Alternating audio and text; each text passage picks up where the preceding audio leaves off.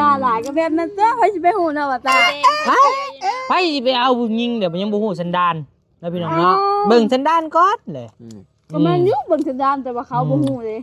ก็ย่าแปลว่าเขามีผู้บ่าวแล้วก็ปะไปหาผู้ใหม่เนาะพี่น้องเนาะตาตัดสินไหมตาอยู่ข้างกลางค่ะเอาอันนี้ว่าตามความจริงนะยุ่งกับมือวันเกิดมาถึงฉันน้อยมาถึงน้อยเห็นตรงนี้เลยโอ้ยเห็นป่ะฮะได้ครึ่งนึงแล้วสบายดีเด้อสบายดีได้ครึ่งนึงติครึ่งนึงโอ้พี่น้องเอ้ยครึ่งนึงละยุดก่อนแล้วสิก่อนบนไหมบ่โธ่สิแล้วพี่น้องเอ้ยงามลายแดบล้ำเดือดน้อยนั่งถวยน่าจ้างเพิ่นมาเทให้ใหม่อีกเลยนี่สบายดีปะลุงแน่เลยไปดีเด้อเอาล่างกินแล้วก็ล่างบัดนี้พี่น้อง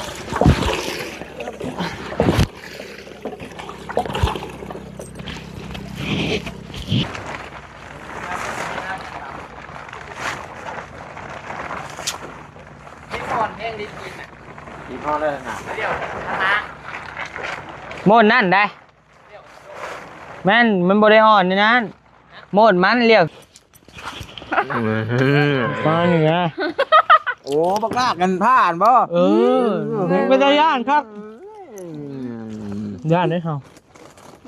เป็นบ่เฮ็ดจังดอกลากผ้าน่ะเป็นไปทางหญ้าเชื่อเนาะไปทางป่าวัยรุ่นเด็กสร้างเนาะมีหลายย่านนะครับนี่แหละบ่ตาเราเรื่องตีเรื่องอย่างนี้แห้งไปไกลลูกมาใกล้ยิงนกแข่งกันนะมาแล้วแหละมาแล้วดิหากินแข่งกันนี่มาแล้วนะเข้าป่าเขาดอนจริงมาแล้ว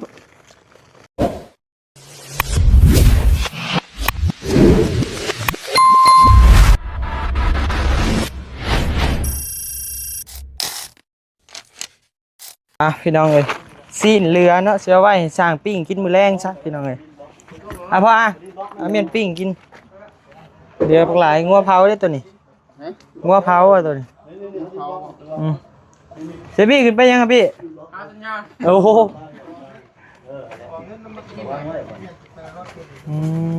ก็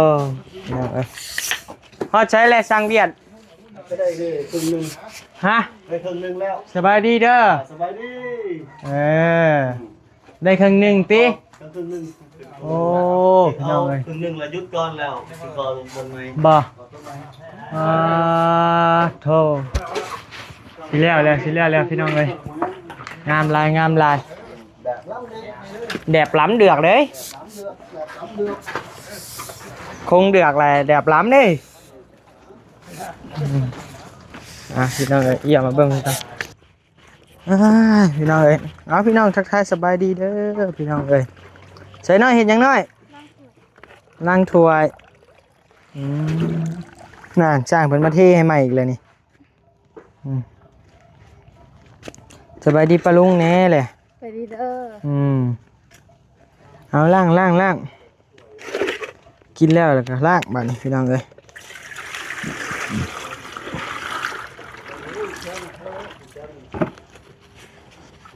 น้ำมันเด้ยังล่างให้ไปหู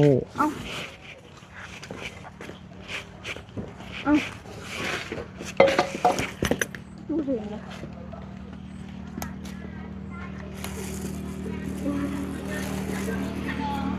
ในเจ้าก็บ่ซื้อมาใหม่แน่เลยมันเก่าเลยบ่มันนี่เขา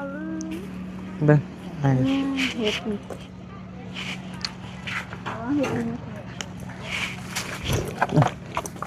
ยังเลยมึงบ่เห็นจนไปทางไหน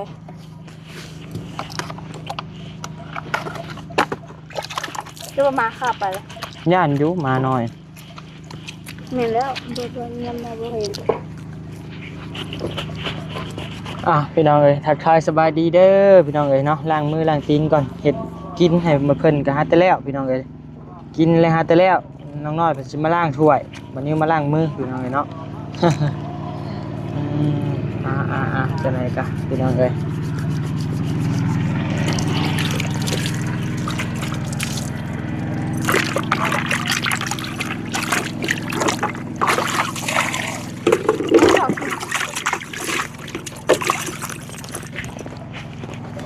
บ่เห็นเขาบอกไปซื้อง่าย ไปซื้อไหมได้บ่อยเราแพ้นะโบราณ เออ เด้โอ้ยแม่นาลีผสมกันกับแพ้น่ะมันจึงออก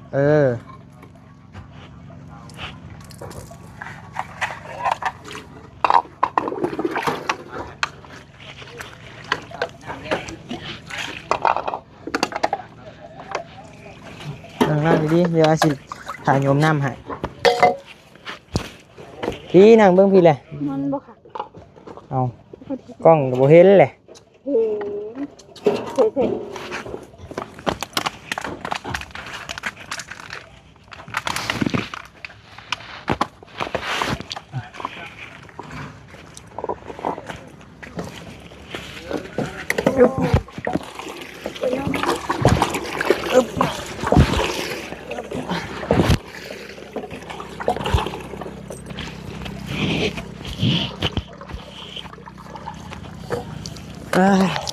แซ่บหลายพี่น้องเอ้ยมื้อนี้ได้กินอันนั้นซอยจุกับลาบไปใช่นะ ข้าวค่ะ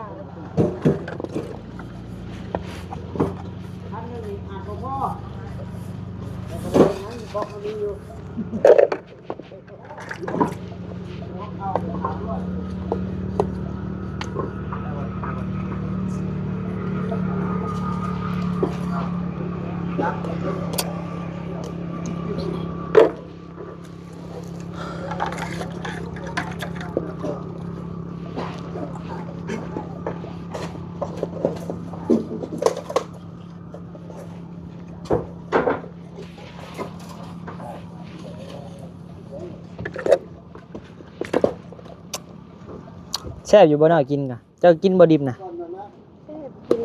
กิน กินอยู่อ่ะคือบ่กินเลย กินสองตอน เอาแล้วมือนี่เฮ้ยจังใดก็คือบ่แท้โอ้ยโมงกระต่ายซื้อเท่าไหร่วะ150,000ได้นี่พี่น้องเอ้ยโมงนี่ซื้อ200 บาท200 กว่าบาทใครจะมีกันน้ำเติมคือบ่แล่นเลย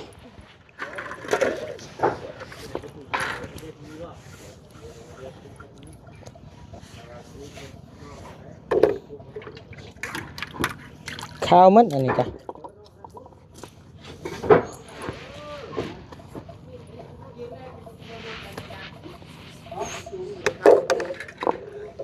น้อยห้องกวกไปแล้วเอาไปราคาแบบเพิ่งวะน้อยกระเตี้ยบาทนี่เลยกระเตี้ยเอาบาทนี้มือเตี้ยบาทนี่วะ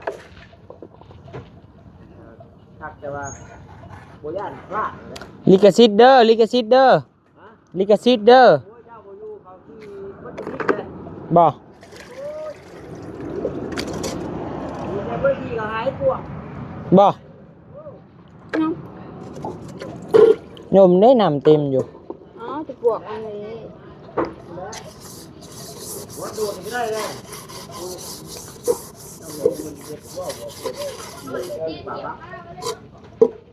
บ่ย่านยังได้น่ะ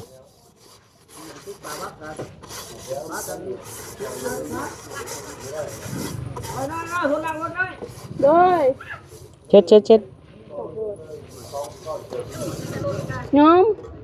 อ้าวก็ล้างก่อน น้องให้มันเต็มแล้วก็ให้อาจจะบวกให้มันออกดิ ว้าวถอกเอาก็ได้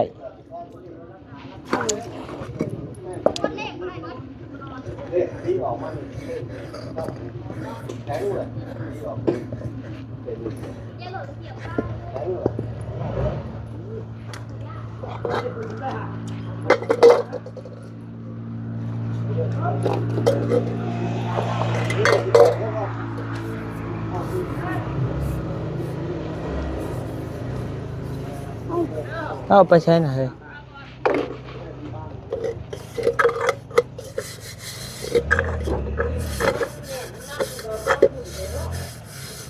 น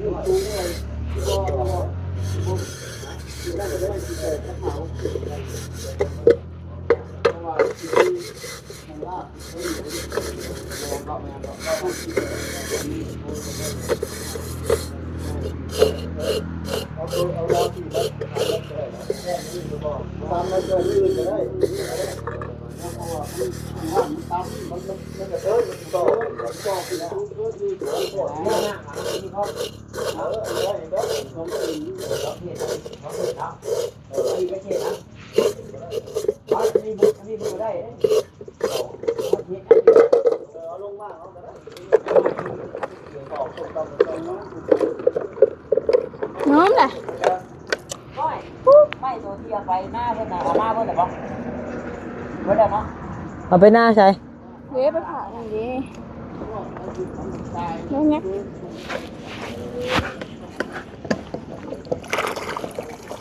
เฮ้อเฮ้อเฮ้อเฮ้อเฮ้อ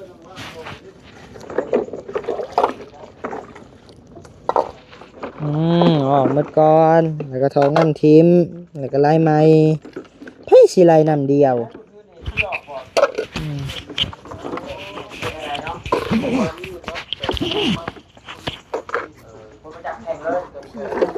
ฮะ แต่ว่าดอกอ่ะ พีหลอกไพ่ จะปีดแล้วอ่ะ เออ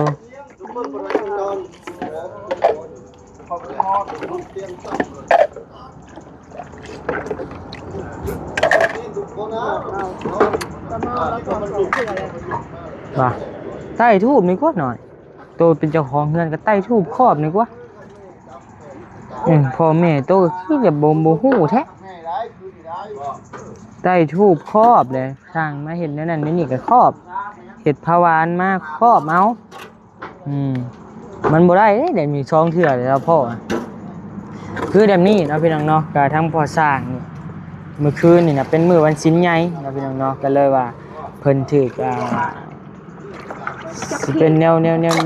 บ่เห็นแหละพี่น้องเนาะก็บ่เชื่อก็เชื่อแน่เนาะพี่น้องเนาะว่าผีมาจับแข้งดึงว่าซั่นแล้วพอบ่นิ้วได้ยินเสียงแล้วลุกขึ้นมาเยื้องหา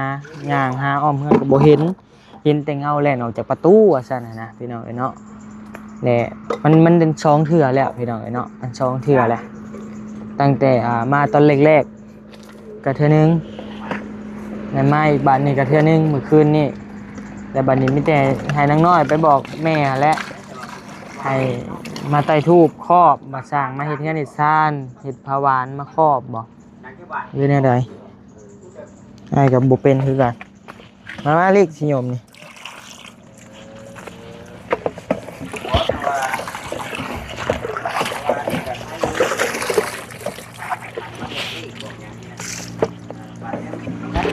อ้าวขึ้นไปยังอีกแล้ว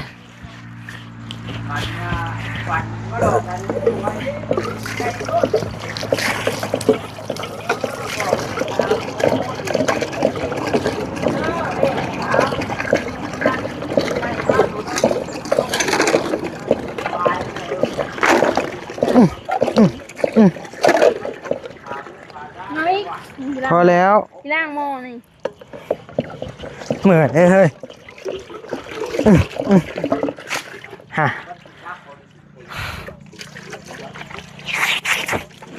เมื่อย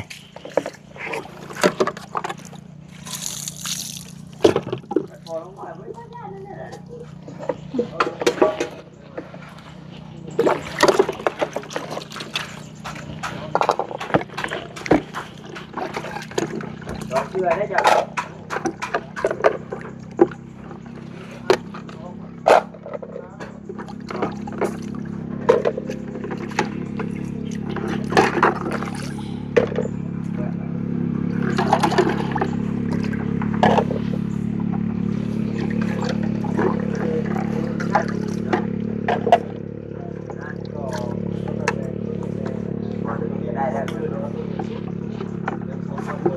ไปเรื่อย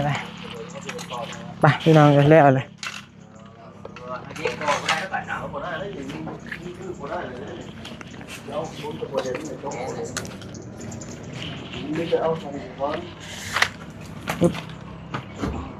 ผมดูแบบยาวใช่ไหมเนาะดื้อคือแล้วโอ้ได้ปีนมาเบิ่งตรงนี้ บ่ นี่นะ ของเขาได้นี่กะสบายดีเด้อ โดยสบายดี เลย โอ้ลงก่อนบาทเลย เขายาวกว่าบ่ เขาหมูยาวเลยปุ๊บบัดลงที่หัวขนาด บ่ว่าเลยก็คือเงียบแท้ครับไปเซ็นเบิ่ละบัด อ้าวน้องนั่นกับบิวก็ไปละบัดนั่นก็ไปหาผ้าพี่เลยเด้ เออ บ่เห็นน้องเพิ่นจะโดนอะไรบ่ซั่น บ่ โอ้ จะมาได้ใช้คือมาสวยแท้ มาแต่ใช้มาแต่เอาเตียงลงไปนะ อืม เฮ็ดได้ เตียงยัง เตียง เอ้าเฮ็ดเลย เฮ็ดเลย ขายเลย บ่ได้ขายเฮ็ดเอง เออ เฮ็ดเองนั่ง เฮ็ด เอ ใช้ ง เองบ่ งามอยู่วะ บ่ก็บ่งามเจ้าพี่ดอก อืม ก็แล้วกันชาว่ามีเวลาเฮ็ดกับมันหลีได้อยู่มือ3หน่วย4หน่วย โอ้มันก็กลัวแล้วเฮาตัดแล้วเรียบร้อยมาประกอบ ว่าไงผู้หนึงน่ะไล่ตีนิ้วไปผู้หนึงน่ะเฮ็ดโค้งมัน อ่า มันบ่ได้ยากหยังนะ นิ้วมันสิยากยังแม็กยิงต่ำเดี๋ยวแล้วแหละ ตัวนี้สนุกอยู่เนาะนี่ยังคักเลยนี่ ป้าออกไปนอกปะอิ่มแล้วมื้อนี้พักผ่อนบ่บัดนี้ จูงไว้เฮ็ดทางล่างถึงไปก็เสีย อืม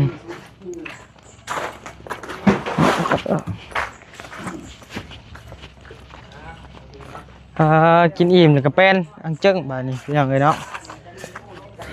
ใช่ปินหน้ามาแน่ขอถ่ายรูปแน่ ปากันไหม พับเมียนไป แล้วว่านี่ถ้าบ่แลก็พอแล้วก็นี่จ้ะ เราบ่มาเลยอะบ่ได้มาพ่อเขาบ่ได้มาเลยเด้ เดี๋ยวหน่อยเด้อ ยันแล้วย่างมาแล้วเมื่อยว่าซั่นนะ 1 2 3 4 อืมเจ็ดสิล่มเลย ขับแล้วบ่ บ่ฮักกับปีนเด้ปีน แห้งมาดบาดนี้ได้ขี่รถแห้งมาดบาดนี้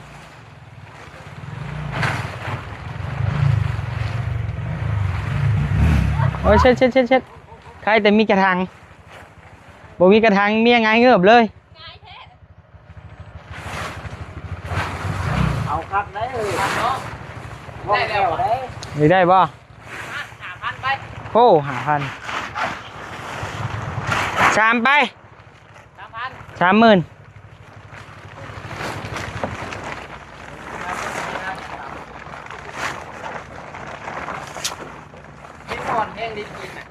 อีพ่อได้หนา โมดนั่นได้แม่นมันบ่ได้อ่อนในนั้นโมดมันเลี้ยวคือสิล้มนะแต่บ่ล้ม แต่ว่าติดอ่อนเลย บีบอ่อนแห้งใช่บ่ อ่อนเลยเอากิ้งเอาละกิ้งแอนท้องเลยนะคุณเพราะตั้งมันอ่อนเลย บ่เบิ่ง เบิ่งไหมหนาเดิมเบิ่งอ่อนอยู่เอาขี้เลยได้ หนูพอดี พอดีว่ะ บ่ใช่มันสิกระด้างเพิ่น จำจะตำคือบอลไปเลยเองเนาะให้เนี่ยตำตึกขาโอ้ยเลี้ยงขางแล้วนี่ดิไว้อย่ามันเลี้ย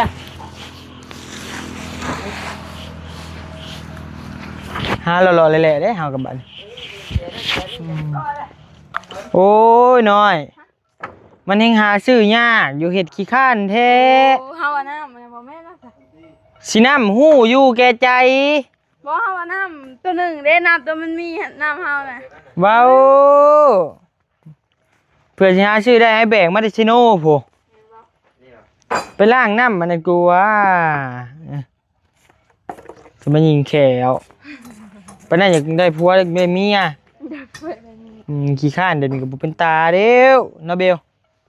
อ้าวเวลาเห็น นี่ดูแบบซาเบลนี่ มาดีเด้อ ให้ดูคักอันนี้ ดูแบบใดเด้เนาะ แล้วอะไรที่งานอยู่เพื่อน แล้วบ่แล้วเห็นหอยหมดแล้ว ว่าจะไปอยู่ได้มื้อนั้นน่ะแต่เมเฒ่าเฮ็ดผ้าเข่าผ้าขิวนี่แหละ บ่เป็นยังไงอยากเรียกแล้วงานพักผ่อนมื้อหนึงวันทักอีเดชิน่าเด้วัน โดย ผ่อนซะวะแล้วไม่ได้ทำงานเลยคือสิลุยงานแบบเต็มที่แล้วก็มี โดยสู้อยู่กัน3ลูกกระปอกกระแปกนี่บ่ได้ ๆเอาบอกพัดใจไปอยู่น้ำบัดนี้ จังหวะเด้บอกไปใส่กันจังมือได้ จะไปอยู่ จับ อ่า หาเงินตบหาเงินแต่งใส่กันอยู่ตอนนี้ บ่ต้องแต่งนะ โอ้บ่ได้แล้วนี่กัน ไวแล้ว เอ้าอยากมีคนอยู่นำ อุ้ยบ่ได้ต้องเฮ็ดตามหิดตามคลองเด้ อ้าวใบบ่มีคนอยู่นำได้ซะ ที่มันหนังมีดอก เอ้ยยาจ้ะเอาขอเจิมนำแน่เฮ็ดหยังอันนี้บ่โอ้ยลึกลีเนาะเจ้าก็ เนาะเห็นได้จ้ะไม่คิดผิด อยากไปหาตัดผมมุดมัดเด้ออ้อ ไม่แต่ ตัดสกินเฮดเฮาเนี่ย นี่เดี๋ยว เขายังสิว่านิ้วเลยเสพหนักแล้วนะว่า ผมยาวคนมันจอยดิ บ่ไปตัดสกินเฮดได้คือคนออกมาแต่คุกนี่ เอาทงหลอดนั่นเด้นะเบิ่งเด้ เฮามาหรือไปอันนี้น้อยๆอิ่มคักอิ่มแน่ติอิ่มจนอยากรับอยากนอนเนาะเอาหั่นแหล้วเปล่า เอาน้อยเอาแล้วพวกมากวนนะกินแล้วแบ่งกันเหรอพี่เจ้า บ่ได้แบ่งนะ พี่ไทยเอาให้เด็กกวนหนึ่งกว่าโอ้ย เอาให้ยังได้อีกอยู่ติ ไม่ได้ครอบ อ้าวหมูก็ยังไปซื้ออื่นผู้เดียวรถก็รถเฮาน้ำมันก็น้ำมันเฮาก็ยังบ่ซื้อมาแบ่งฮะก็ย่าเนาะบ่ขอเพื่อแต่มากินหน่อยแต่มากินตัวกัน ไปเอามากินไปเอามากิน ฉะนั้น FC เป็นแห้งว้าวค่ะ ไปเอามากินก่อนจังหน่อย FC ไว้ตาบ่หายเจ้าอีกนะ ให้แล้วคลิปต่อเรา หายแล้วเห็นแล้ว ไปเอาขนมนำมากินน่ะ พอสอบพอทาง ฉะนั้น FC เป็นว่ากินอะไร ทำไมที่ว่าชื่อกินตะเองสร้างมาเกลือ รู้เนาะ ก็จะว่าเมื่อสิเรียกจังค่ะ ไอ้ว่าสิเอาลงกั้งทำแล้วชาวบ้าน บ้า โสได้โยไรทีมฮั่น โลกปัง มากินนะ มา กินนะ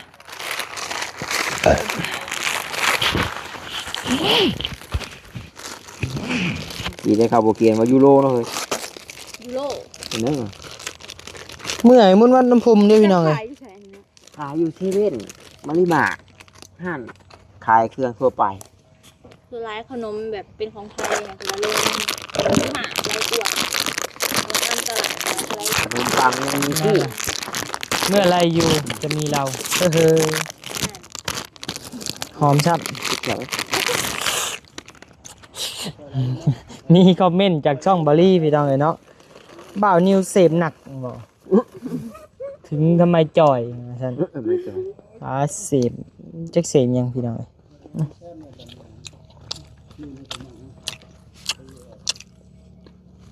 มาแล้วพี่น้องเด้อกินอีกแล้ว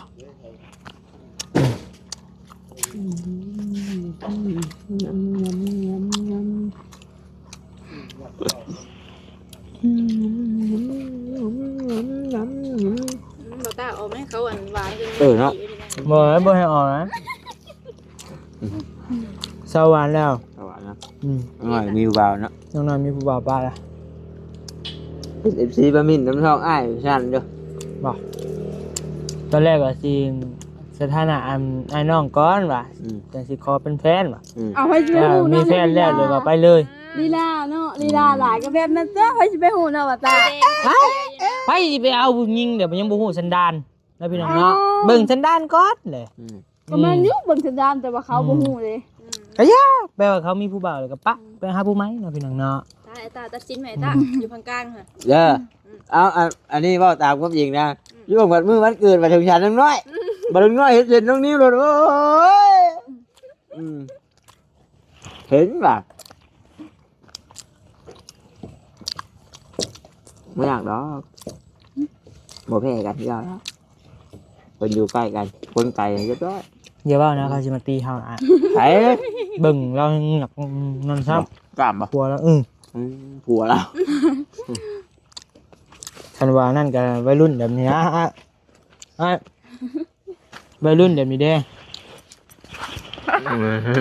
ฟังนี่นะ โอ้บักลากกันผ่านบ่ เป็นตาย่านครับ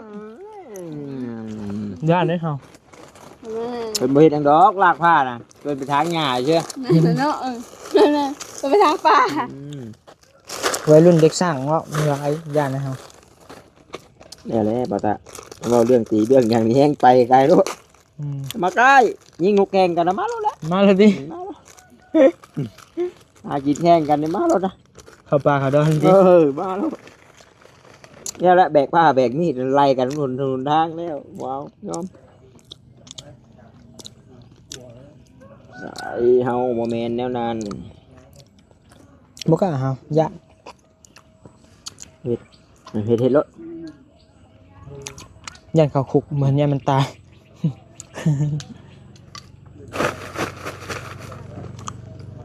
นี่บอกตรงนั้น เฮ้ย แซ่บบ่หน่อย น้ำข้าวนี่มีน้ำดื่มน้ำเปล่าเขานี่40น้ำข้าว30น้ำตาล30น้ำตาลทราย30บุหรี่60 จมหยังนี่ ฮะเนี่ยกำลังวิเคราะห์ได้กินแล้ววิเคราะห์เลยฮะ อืมเอาไหมว่าไหม เขาว่าเอ๊ะ ว่าไหม บุญข้าวนี่ข้าวนี่30ส่วนน้ำข้าวยัง30นะปูหมูเลยอ่านตัวจริงเลยเขาเลยรับตาไปใช่ไหม น้ำตาล10 กรัมยัง หลุดเฮ้ย โซเดียม มีหัวเป็นงวนบ่เฮ้ย บ่แม่น โยโซเดียม เฮ้ย มี โมเมนต์ บ่นี่คอมเมนต์ อันนี้ แห้งย่าง อ้าวทุก ผู้นี้จักหน่อยแต่ผู้นี้แล้วรถนิ้วนี่หอบกุนรถเนี่ย หอมเมื่อเลย ตาแข็งมาแต่ไกลเลย อืมบัดชงผมเลยไอ้หนุ่มคอมเมนต์ครับแห้งย่างฮะ โอ้อันนี้ไม่ได้แล้วแบบนี้ เราต่ำ2 บาทง่ายหลังแล้ว บ่กล้าแล้วครับไปพี่น้องเอ้ยอยู่ดีมีแห้งเด้อเว้าหลายไปม่วนแหละพี่น้องเอ้ยอยู่ดีมีแห้งมาทุกผู้ทุกคนอย่าเจ็บอย่าจนเด้อพี่น้องเด้อสบายดี